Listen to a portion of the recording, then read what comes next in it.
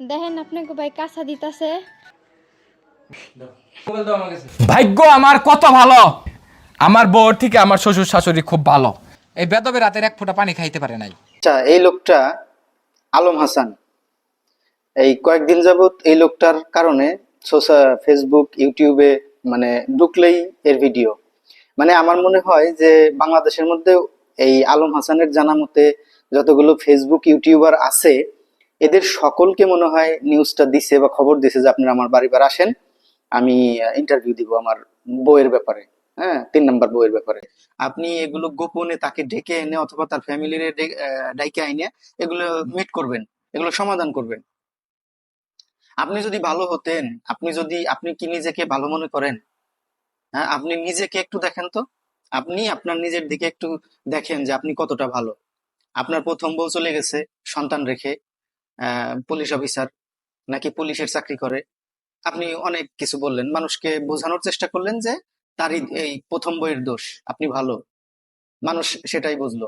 দ্বিতীয়ত, একটা ঘটনা ভাইরাল হলো, একটা মেয়ের সাথে মামলা করছে আপনার বিরুদ্ধে, আপনি তার সাথে সংসার করছেন, বিয়ে করছেন, কিন্তু আপনি অস্বীকার করতেছেন, আপনি অস্বীকার করেন। সেটাও মানুষ মেনে নিছে যে আপনি বলতেছেন সেটা প্রতারণা ছিল, আমার সাথে চিট করছে। আচ্ছা, লাস্টে যে বিয়েটা করলেন আপনি এই শর্মিলারে, এই বিয়েটা করার পর 8 মাসে আপনার কতগুলো ভিডিও আপলোড করা আছে ইউটিউব ফেসবুকে। আপনি সকালে, দুপুরে, বিকেলে, রাত্রে, খাবার সময়, গোসলের সময়, সব সময় একবারে শুধুমাত্র বেডরুমের সিনারিটা বাদে আপনি এমন কোনো ভিডিও নাই শর্মিলার সাথে আপলোড করেন নাই, সব আপলোড করছেন। তাহলে যার সাথে 8টা মাস সংসার করলেন আপনি, এই আবার বলতেছেন 8 মাসের মধ্যে আপনাকে 30-35 বার তালাক দিয়ে ফেলছে। তাহলে 8 মাসের মধ্যে 30-35 বার তালাক দিছে, তার সাথে আপনি সংসার করলেন কেন? আপনি প্রথমবার বলছে, আপনি তখন সমাধান করেন নাই কেন বিষয়গুলো, যেগুলো নিয়ে মনোমালিন্য বা সংসারে অশান্তি সৃষ্টি হয়েছিল, এগুলো আপনি সমাধান করে ফেলতেন। না করে আপনি ভিডিও মেক করছেন ভিউ কামানোর আশায়, বিজনেসের আশায়। আপনি ওকে নিয়ে ভিডিও করলেই তো, ফেসবুকে ইউটিউবে দিলেই তো ভাইরাল হয়ে যায়, মানুষ দেখে, ভিউ বেশি হয়, টাকা ইনকাম হচ্ছে আপনার, এই জন্য কিছু বলেন নাই, তাই তো? তা না হলে, আপনি জানেন আপনি একজন ইউটিউবার, আপনি জানেন যে বাংলাদেশে কাপল ব্লগাররা কতটা ঘৃণিত মানুষের কাছে। তারপরেও আপনি বিয়ে করার সাথে সাথেই বউ আহ ইউটিউবে নিয়ে, সোশ্যাল মিডিয়ায় নিয়ে আইছেন, আনছেন, বিজনেস করতেছেন, ভিউ কামাইতেছেন, টাকা ইনকাম করতেছেন, করেন। এগুলো তো এখন তো মনে হচ্ছে আপনার এটা ব্যবসা, আপনার একটা বিজনেস, টাকা কামানোর একটা লাইন, ধান্দা। বিয়ে আপনার কাছে ব্যাপার না। তা না হলে ব্যাপারই যদি হইতো, আগে জানতাম যে যার এলাকার মধ্যে যার বউ চলে যায়, সে রাস্তায় মুখ দেখায়, রাস্তায় বের হয় না, মুখ দেখাইতে পারে না লজ্জায়। আর এখন আপনার বেলায় তো দেখতেছি উল্টোটা, বউ চলে গেলেই আপনি ভাইরাল, বউ চলে গেলেও আপনার ভিউ বেশি, বউ চলে গেলে আপনার ইনকাম বেশি, এই জন্য আপনি এগুলো করতেছেন। আপনি যখন ভিডিও মেক করছেন, ভিডিও বানাইছেন, হ্যাঁ, এক ভিডিওতে বলতেছেন যে আমি আমার বাপ মার জন্য আমি আমার বউকে বিনা দ্বিধায় ছেড়ে দিতে পারি। আবার আপনার বউ বলতেছে যে আমি আমার হাজবেন্ডের জন্য আমি আমার বাপ মাকে ছেড়ে দিতে পারি। এগুলো কি কি শিখানো ছিল? এখন তো তাই মনে হচ্ছে যে শিখায় আপনার সব শিখানো ছিল, টাকা ইনকামের একটা ধান্দা। তো একটা মানুষের সাথে আপনি একদিন হলেও সংসার করছেন, আর সবচেয়ে বড় ব্যাড রেকর্ড আপনার হচ্ছে আপনার 3-3টা বিয়ে করছেন আপনি।